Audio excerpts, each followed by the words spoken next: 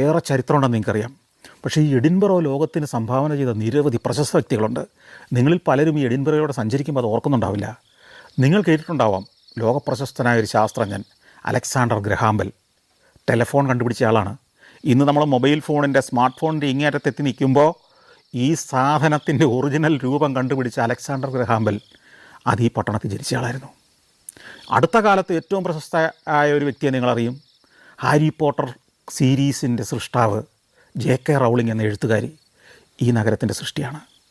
അതുപോലെ എക്കാലത്തെയും ആളുകളെ ഭയപ്പെടുത്തുകയും ഭ്രമിപ്പിക്കുകയും ആവേശം കൊള്ളിക്കുകയും ചെയ്ത ഒരു എഴുത്തുകാരനുണ്ട്. ഷെർലക് ഹോംസ് എന്ന ഷെർലക് ഹോംസ് പരമ്പരകളുടെ സൃഷ്ടാവ് ആർതർ കോനൻ ഡോയൽ.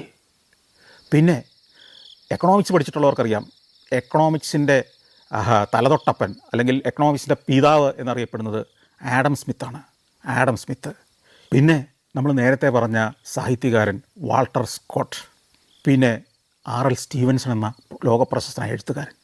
ഇങ്ങനെ നിരവധി ചലച്ചിത്ര താരങ്ങൾ, ഹോളിവുഡ് താരങ്ങൾ, ഇങ്ങനെ നിരവധി ആളുകളെ സംഭാവന ചെയ്ത ഒരു നഗരമാണിത്.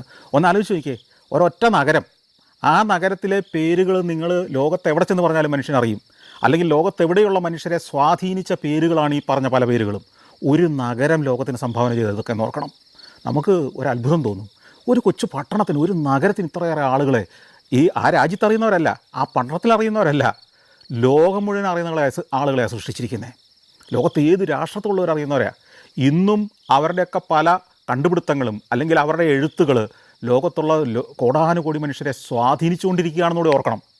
ടെലഫോണാണെങ്കിലും ഹാരി പോട്ടർ സീരീസ് ആണെങ്കിലും ഒക്കെ, അല്ലെങ്കിൽ ഷെർലക് ഹോംസ് കഥകളാവണമെങ്കിലും ഒക്കെ ലോകം മുഴുവനുള്ള മനുഷ്യനെ ഇന്നും സ്വാധീനിച്ചുകൊണ്ടിരിക്കുന്ന വ്യക്തികളെ സൃഷ്ടിച്ചൊരു നഗരമാണിത്.